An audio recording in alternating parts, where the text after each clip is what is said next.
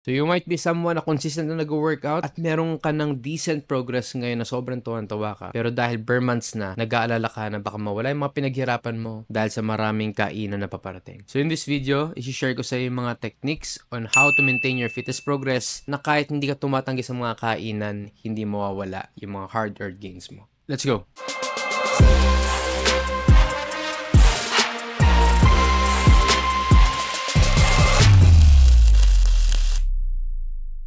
So hi guys, I'm Coach Ja. So I post legitimate fitness lessons that actually works. So kung ganito mga lessons yung mga gusto mo, don't forget to subscribe and hit that bell button para wala kang ma-miss out na lesson. So bilang Pilipino, no, alam natin na kapag bare months, puro kainan na naman yan. Magpapasko na kasi at saka magbabagong taon. Kaliwat kanan na naman yung mga celebration, invitation from friends, family, and sa work. Tsaka talaga masasarap yung mga pagkain na sinaserve pag mga ganito mga panahon. So I'm sure na isa ka sa mga taong ayaw malus yung progress mo, especially kung matagal ka na nag-workout. Don't worry, I got you covered. Watch till the end. So ang tawag ko dito is yung hamon method. So sa hamon method, mag-start tayo with H, which means hydrate yourself frequently. Although based on findings, wala pa naman nagsasabi na yung pag-inom ng tubig maya't maya can actually suppress your appetite. Pero there are a lot of people na sinusundan itong strategy na to and they are telling me na it actually works for them. You might want to try kung nakakatulong ba sa iyo yung may dala-dala ka laging tumbler para makakain mo ng tubig kapag nauhaw ka or nagutom ka. But I'm not encouraging na kapag gutom na gutom ka na, iinom mo lang ng tubig for the sake of losing weight. But of course, you have to consume liquids na hanggat maaari walang calories. So just imagine with one shot or isang glass na may liquid calories, you may absorb around 80 to 100 calories per serving. And common to sa mga flavored drinks na nakikita natin in the market. E minsan naman hindi lang isang bote or isang baso na inom natin. Just imagine if maka 5 glass ka, that's around 500 calories na liquid calories lang. So kapag sobra to,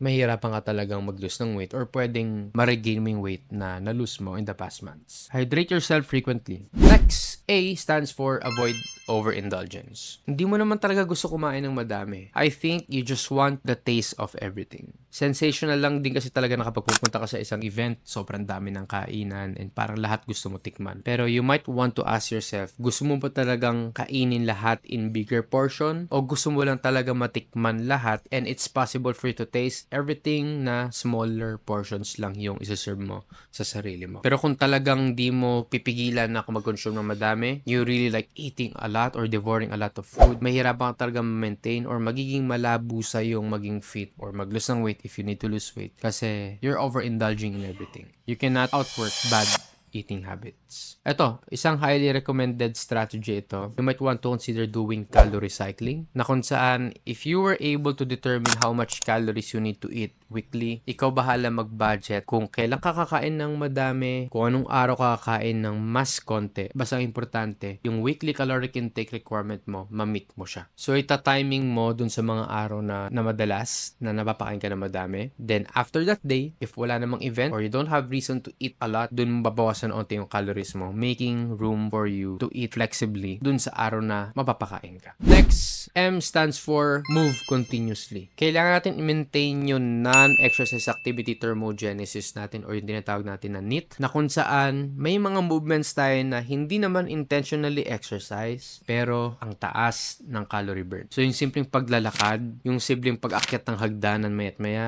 or paggawa ng mga household chores, yan yung mga physical activity na ginagawa natin daily na hindi naman exercise pero mataas yung calorie burn natin. And highly suggest na i-maintain mo strength training mo kasi you want to maintain those muscles so that you will be more efficient on burning calories even at rest. And lastly, kung meron kang mga leisure activities like you play sports weekly, huwag mo siyang tanggalin kasi what we want to happen here is kung hindi talaga possible sa atin i-reject yung mga invitations na kung saan may kainan, might as well let's just make sure na we are moving more often para tuloy-tuloy yung taas sa metabolism natin. So nagbe-break even yung calories na nababurn natin dun sa pinapasok natin, lalo na kung medyo napapakain tayo na madami sa mga occasions. So move continuously. So next, O stands for optimize rest and sleep. So evidence shows na kapag chronically sobrang kulang tayo sa tulog, may dalawang possibilities tayong i-expect. Number one, we tend to lose fat significantly slower. So around 50 to 60% yung pagbagal natin sa pag-lose ng fat. And at the same time, we can lose actually more muscles if lagi tayong puyat or kulang sa tulog. At yung lagi kang kulang sa tulog can also trigger your appetite levels, kung saan mas nakikrave ka sa mga food at nahihirapan kang pigilan ito. So eventually, napapakain ka na lang at ang masaklap doon, nag-overconsume ka pa. So sleep is really an important thing if you want to regulate everything, especially yung recovery at saka yung appetite levels mo. Dahil kapag lagi kang puyat, kulang sa tulog, normal na talagang mag-crave ka sa maraming pagkain. And lastly,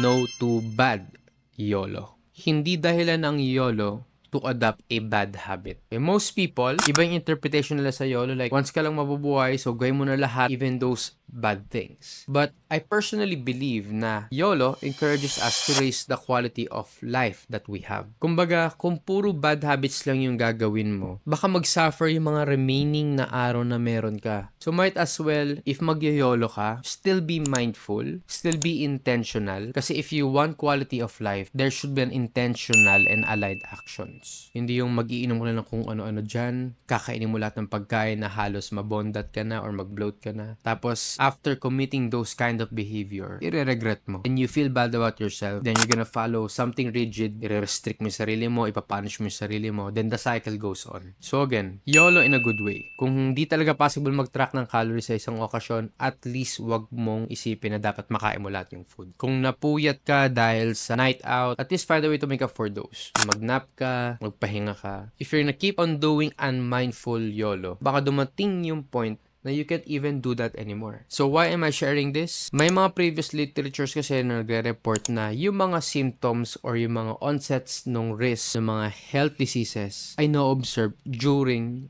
and after holiday season. Paano mo naman i-welcome yung New Year positively if you're feeling bad and you're feeling sick? Dahil yung top 3 Filipino killer diseases like yung diabetes, hypertension, and obesity, lahat ito associated sa kung paano ka kumain at kung paano mo i-treat yung katawan mo. But fortunately, with the Hamon method, pwede mong ma-reverse or ma-slow down and most of all, ma-prevent yung pagtaas ng chances na makuha itong mga diseases na to. Hydrate yourself frequently, avoid overindulgence, move continuously, optimize your rest and sleep, and no to bad YOLO. So sana marami kang natutunan dito sa video na to, but I want to ask you, ikaw personally, ano yung highlights sa discussions natin today? Share your highlights by tagging me sa stories niyo or i-comment nyo lang dito sa comment section. So laging tandaan guys, wiser approach gives you lifelong gains. I'm Coach Ja.